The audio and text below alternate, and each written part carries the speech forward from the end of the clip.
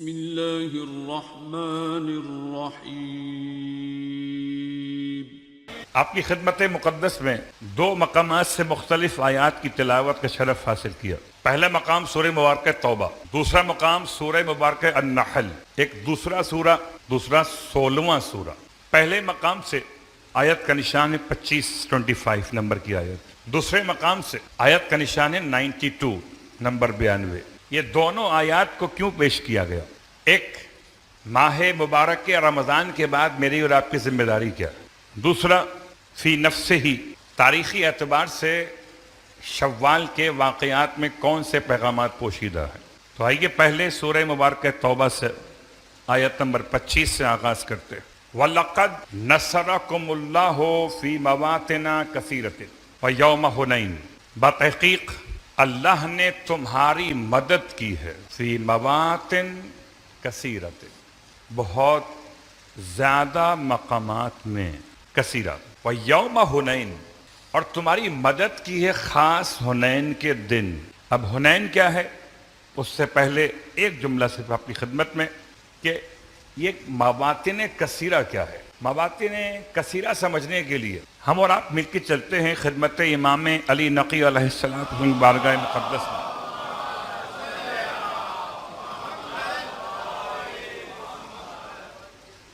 امام کی خدمت میں ایک سوال آیا ہے، اور سوال زمانے کے بدترین شخصیت کی طرف سے، بدترین، ظالم ترین، خبیث ترین شخص ہے، جس کا نام ہے جعفر، نام یاد نہیں ہے، لقب یاد متوکل، نام تھا جعفر، لقب تھا متوکل باللہ۔ ایسا ظالم، ایسا بدترین شخص کہ جس نے آل محمد کے اور آل محمد کے چاہنے والوں کے لیے یوں سمجھیں کہ فضاؤں کی آکسیجن تک روک دینی چاہیے تھی، یہ سمجھانے کے لیے جو میں نے استعمال کیا، اس حد تک ظلم بربریت اس کے دور میں رہا ہے۔ یہ عباسی خلفاء میں 10واں خلیفہ ہے، عباسی خلفاء میں 10واں خلیفہ۔ اس کی حکومت 14 سال 9 مہینے 10 دن تک رہی، 232 سن ہجرت سے 247 سن ہجرت تک، 232 سے 247 تک۔ اور اس نے 14 سال 9 مہینے میں ایسے ظلم ڈھائے کہ 7 مرتبہ، بعض کہتے ہیں 17 مرتبہ قبر حسین کو پامال کیا ہے، 7 مرتبہ، 17 مرتبہ۔ یہی شخص ہے جس نے قبر حسین کی زیارت کو حکومتی حکم کے لحاظ سے ممنوع قرار دیا، اور زیارت پہ جانے والوں کو کہ اگر کوئی پھر بھی جانا چاہے گا تو اس کے ہاتھ کاٹے جائیں گے۔ ایک ایسی ضعیفہ بوڑھی خاتون جا رہی جانب کربلا، چیک پوسٹ کے پاس پہنچی، اس کا زمانہ ہے متوکل کا، پولیس نے روکا، کہاں جا رہی؟ نہ تقیہ کیا نہ توریہ کیا، کہ میں اپنے آقا مولا حسین کی زیارت کو جا رہی ہوں۔ کہا تجھے نہیں معلوم ہے کہ وہاں جانے کے لیے اپنا ہاتھ کٹوانا پڑے گا؟ یا جانتی ہوں، پھر بھی جا رہی ہوں۔ کہ پھر اپنا ہاتھ بڑھا تاکہ تیرا ہاتھ کاٹ دیں۔ اس نے اپنا بایاں ہاتھ بڑھایا، لیفٹ ہینڈ بڑھایا، کاٹ دو۔ سپاہی نے ڈانٹ کر کہا یہ نہیں، رائٹ ہینڈ بڑھاؤ، سیدھا ہاتھ۔ اس نے پھر جواب میں وہی ہاتھ بڑھایا، 3 دفعہ ایسا ہو گیا۔ سپاہی نے کہا تو سنتی کم ہے کیا؟ تو اس سے میں کہتا ہوں سیدھا ہاتھ کاٹنا ہے، تو الٹا ہاتھ بڑھاتی ہے۔ کہنے لگی پچھلے سال سیدھا ہاتھ کٹ چکا ہے زیارت حسین علیہ السلام کے، اب تو الٹا ہی بچا ہے۔ اللہ اکبر! کیسے لوگ تھے؟ آج ذرا سی وبا پھیل جائے، ذرا سی مشکلات بڑھ جائیں عراق جانے کے لیے تو زیارت کا ارادہ ہی چھوڑ دیتے ہیں۔ سبحان اللہ، ماشاءاللہ۔ میرا عنوان کہیں اور نہ مڑ جائے، اپنے آپ کو روکتا ہوں۔ متوکل کا زمانہ، بدترین شخص، ایسا شخص جس کے زمانے میں سادات کی غربت کا یہ عالم تھا کہ نماز پڑھنے کے لیے پورے بدن پہ لباس نہیں ہوتے تھے، ستر پوشیے بدن مشکل ہو گئی تھی سادات کرام کے لیے۔ یہی شخص ہے جس نے 10ویں امام کو مدینے سے بالجبر سامرہ بلایا تھا۔ اس کے واقعات سے اتنا زیادہ کیوں قریب ہوئے ہم آج کہ آج بڑی خوشی ہے، آج شوال کی 3 تاریخ ہے اور متوکل کی ہلاکت کا روز ہے۔ اب تو صلوات پڑھ دیجئے، اللہ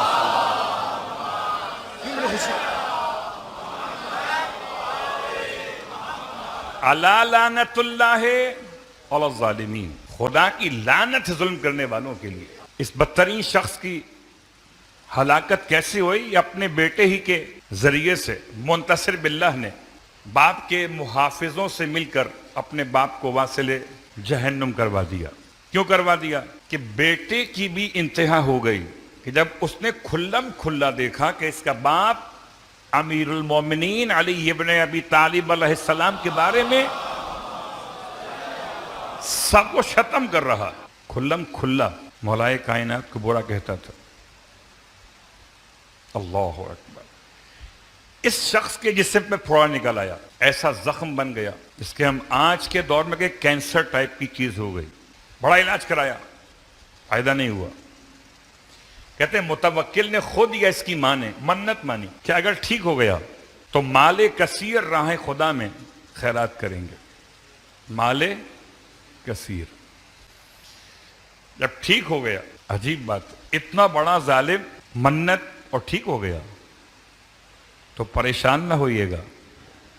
آج کا اسرائیل بھی اگر آپ کو ٹھیک ہوتا ہوا لگ رہا ہے تو گھبرائیے نہیں، خدا نے بڑے بڑوں کی رسی دراز کی تھی، ٹھیک ہو گیا۔ اب ٹھیک ہو گیا تو منت پہ عمل کرنا ہے۔ مال کثیر، علماء سے پوچھا، درباری علماء سے، جس میں دماغ میں جتنا آیا، 1000 2000 10,000 لاکھ 10 لاکھ درہم دینار، مال کثیر۔ اب میں آپ سے کہوں بہت زیادہ کیا ہوتا ہے؟ آپ کیا بولیں گے؟ جہاں تک آپ کا ذہن جائے گا اتنا ہی بولیں گے نا۔ سب نے اپنے اپنے جوابات دیے، کسی جواب سے قانع نہ ہوا اور رجوع کیا فرزند رسول کی طرف۔ اللہم صلی علی محمد۔ آپ بتائیے، امام نے فرمایا 80 درہم، مال کثیر کیا ہے؟ 80 درہم، 80 درہمس، 100 بھی نہیں، 1000 تو بہت دور، لاکھ تو 100 بھی نہیں، 80 درہم۔ اس نے پوچھا کہ دلیل کیا ہے؟ کیونکہ کہاں علماء کی فیگرز اور کہاں امام کی فیگر کوئی میچ نہیں کر رہا بس میں۔ دلیل کیا؟ فرمایا سورہ توبہ کی آیت نمبر 25 کا پہلا جملہ۔ پورے قرآن میں خدا نے لفظ کثیر کو استعمال کیا ہے اسی ایک مقام پر، کثیرتن کے عنوان میں، اور یہاں خدا نے جو الفاظ استعمال کیے کہ ہم نے تمہاری مدد کی کثیر مقامات پر۔ یہ کثیر مقامات جب تاریخ میں گنے گئے، امام فرماتے ہیں تو جن غزوات میں خدا نے پیغمبر کی مدد کی وہ 80 غزوات تھے۔ ابھی آپ کو بھی طریقہ سکھا رہے ہیں، کبھی اگر مال کثیر کی منت ماننے گھبرائیے نہیں، سارا خزانہ خالی نہیں ہوگا۔ صلوات پڑھیں محمد و آل محمد۔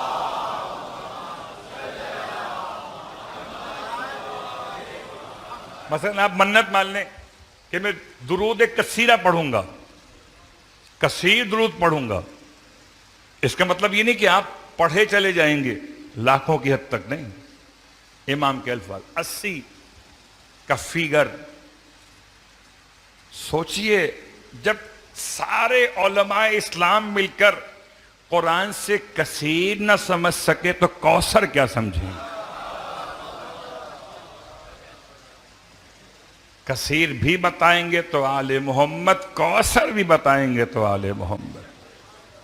وَيَوْمَ حُنَيْن، اور خدا نے تمہاری مدد کی حنین کے دن۔ جنگ حنین کی کیفیات کیا ہے؟ شوال کی 3 تاریخ، شوال کی پہلی تاریخ میں ایک اور چھوٹا سا غزوہ ہے، اس کا نام ہے قرقرۃ القدر۔ ایک چھوٹی سی جنگ ہے، وہ شوال کی پہلی تاریخ کو ہے، جو ہجرت کے دوسرے برس میں یا تیسرے برس میں مدینہ منورہ سے اللہ کے رسول نے روانہ کیا مولائے کائنات علی ابن ابی طالب علیہ السلام کو علم دے کر۔ آپ ساتھ میں خود بھی گئے،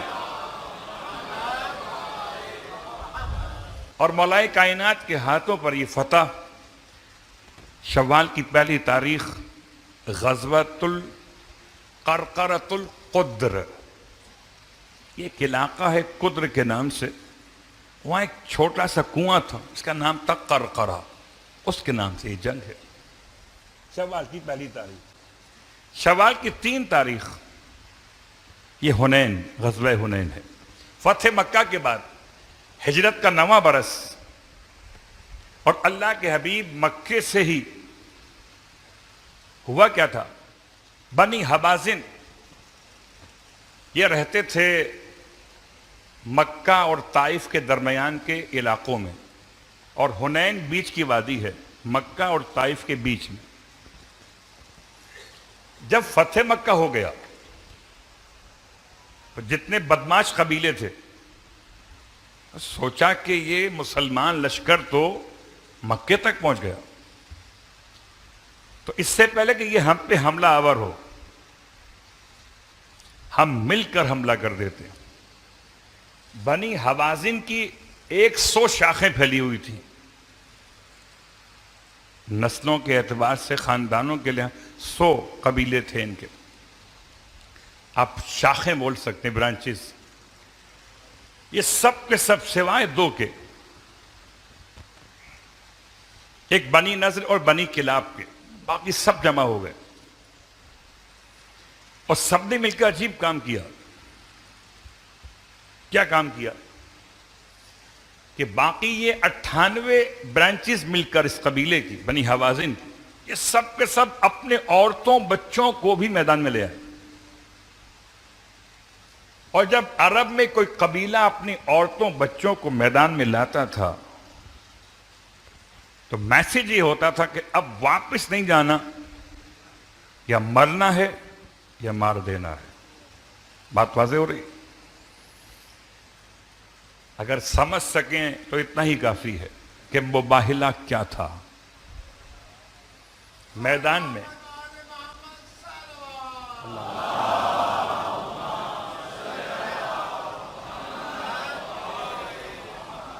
میدان میں اپنے بچوں کو، عورتوں کو لے کر پہنچے تھے یہ 98 قبیلے، یعنی اس کی برانچز۔ اللہ کے رسول کو اطلاع ہو گئی، آپ نے مکے سے سفر اختیار کیا جانب حنین۔ حنین کا علاقہ مرکز بنا اس جنگ کے حوالے سے۔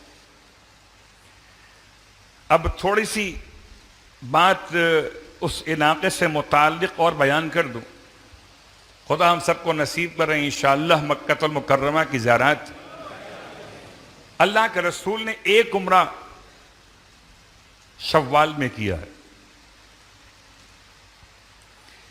اور شوال کا عمرہ جو آپ نے کیا ہے اس میں آپ نے احرام پہنا ہے میقات جعرانہ سے، اس کو بعض لوگ جورانہ کہتے ہیں۔ یہ ایک مکے کے قریب 3 میقاتوں میں سب سے افضل میقات ہے۔ سب سے افضل کا مطلب جیسے پیغمبر نے خود احرام پہنا۔ تو میقات جعرانہ، جعرانہ کیا ہے یہ لفظ؟ یہ خاتون کا لقب ہے، کیا نام تھا؟ ریتا بنت کلب۔ یہ ریتا کون ہے؟ ایک پاگل سی عورت تھی، یہ میں کہانی نہیں پڑھ رہا، اس کے پیچھے فلسفہ۔ پاگل سی عورت تھی، اسے خرقائے مکہ کہتے تھے۔ یہ کرتی کیا تھی؟ اپنے ساتھ عورتوں کو ملا کر، لڑکیوں کو، صبح سے لے کر اور زوال تک اون کاٹتی تھی۔ آپ کہہ لیں اون بنتی تھی، اور جب زوال آفتاب کا وقت ہوتا تھا تو کہتی تھی اپنی سہیلیوں سے اب اسے کھول دو۔ ڈیلی کا کام اس کا یہ تھا، روز یہ کرتی تھی، صبح سے دوپہر تک اون کاٹتی تھی، دوپہر کو اب سے کھول دو۔ سمجھ رہے ہیں بات کو؟ نہیں سمجھ رہے؟ صبح سے دوپہر تک سارا ایک سمجھیں بناتی تھی، اور دوپہر میں سب توڑ دیتی تھی۔ جیسے بالکل بچے ہوتے ہیں ریت کے کنارے سی سائٹ پر جا رہے ہیں کھیلنے کے لیے، ایک ریت کا گھر بناتے ہیں، ایک بچہ آتا ہے ایک پاؤں مارتا ہے سب توڑ دیتا ہے۔ تو بناتے بھی خود ہے، توڑتے بھی خود ہیں۔ سمجھ رہے ہیں بات کو؟ اس کو قرآن نے کوٹ کیا سورہ نحل کی آیت نمبر 92 میں، وَلَا تَكُونُوا كَالَّتِي نَقَضَتْ غَزْلَهَا من بعد قوت انکاسا، نہ ہو جاؤ تم ایسے جیسے وہ عورت تھی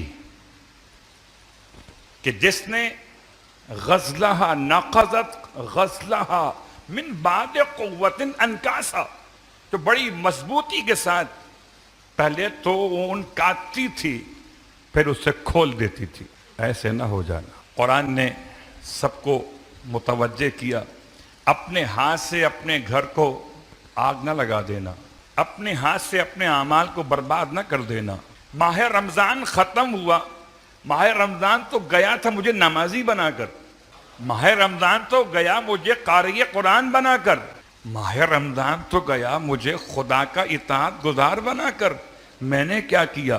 تو شعبان کی آخری تاریخ سے جو میں نے اپنا اون بنا تھا اسے عید کی رات میں کھول دیا، نہ داڑھی رہی، نہ نماز رہی، نہ روزہ رہا، نہ خدا کی یاد رہی، انا للہ کیا رہ گیا؟ بات واضح ہو؟ دونوں پیغام آپس میں آگے مل گئے۔ ماہ رمضان کے بعد ٹریننگ کیمپ 29 دن کا تھا، اس مرتبہ ٹریننگ کیمپ، اس ٹریننگ کیمپ میں خدا نے اپنے نفس سے لڑنے کا طریقہ سکھایا۔ 29 دن تک لڑتا رہا اور کامیاب رہا۔ کسی دن شربت نے، کسی دن ٹھنڈے پانی نے میرے ارادوں کو کمزور نہ کیا۔ بریانی کی خوشبو آتی رہی، بے روزے دار کھاتے رہے، میں اطمینان سے رہا۔